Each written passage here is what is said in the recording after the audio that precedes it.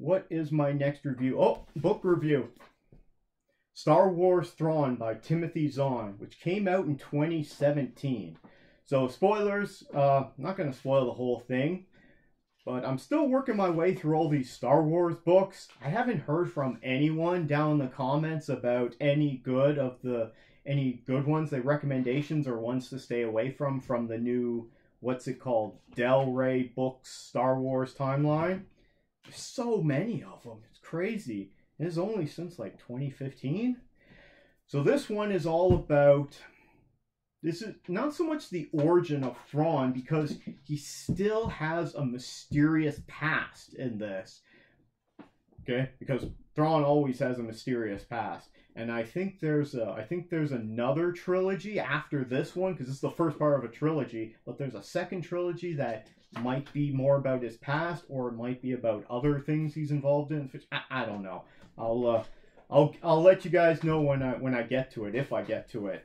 But this one was quite good. It's about Thrawn encountering the Empire and entering the Empire, becoming an officer, working his way through military academy. That's like the first chapter, or the first couple of chapters. And then as he rises through the ranks in order to become Grand Admiral Thrawn. And how he goes about his career in both the military, but also in terms of politics, because there's a lot of politics in terms of rising up the chain of command. And just like in any promotion at any kind of company or organization, there's always lots of politics involved. It's about him, and he gets assigned an interpreter who becomes his aide, and the guy's name starts off as Ensign Eli Vanto. And so this is a guy from, like, he would be looked down upon by the Empire, even though he's trained to be an officer, but he's trained to be a supply officer, so he'll get up to like lieutenant or something. And because he's from the Outer Rim, so he's like from the backwoods of space. So all the rich elites that live in the core systems of the Empire, formerly the Republic, you know, all the stuff like around Coruscant, that's the core. Then you got the mid-rim, then you got the outer rim, and beyond that you got the unknown. And there's all these dangers coming from the unknown. Oh, you know, now that I think of it, I'm learning a lot about this Star Wars lore with all these books that I'm reading. So he's rising through the ranks, and he's got his aide with him, and there's all these political problems, and he's got rivals and enemies.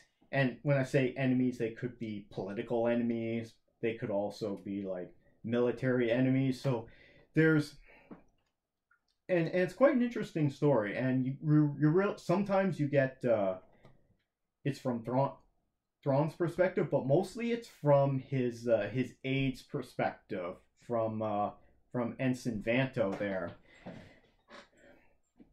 And I would definitely recommend this one, because it's not like the other ones I was reading, the Afterlife ones that had all of these, what was I going to say? All these interludes. This one doesn't have interludes. It does have a side story, and it's about another main character. So it's about Erinda Pryce, and which you might know from Rebels, okay, as well, because that's where we saw Thrawn as well. And so this is her backstory as well, how she comes from Lothal, and how she gets to rise up to be governor of Lothal, because she's not from the military. She's an imperial appointed governor of this system. So how did she get to such a prominent and prestigious role? And she doesn't come from where you think she would. I mean, she's not exactly like the upper class in when she's come from Lothal. She's not, you know, someone who comes from, you know, living on the streets or just, you know, poor working class. She doesn't come from that either. She comes from more of a upper middle class, I would say. Yes, okay, if not lower, you know, lower rich class. They're doing pretty well for themselves, but things are changing as the Empire takes over, and so she has to adapt with that, and she eventually rises to the rank of and gets appointed as the governor of Lothal, and that's why we see her in Rebels. and it's interesting how they tie it in, who gives her that appointment, and it completely makes sense. So I'm sure you could guess who does that, but maybe not, you know. And it's interesting how Thrawn gets into the Empire, into the military, in service of the Empire, and gets sent to Officers Academy on Coruscant. So it's in the beginning of the book. Oh, Fluffy's still running around here. Just kind of running all over the place, getting into trouble here. I definitely recommend this, and I've already started. I've already got, like, I don't know, 50 or so pages into the next one, which is Thrawn Alliances, and this one's seems to be even better so far. He's teaming up with Vader, so they have to team up and go on a mission together, and of course they hate each other.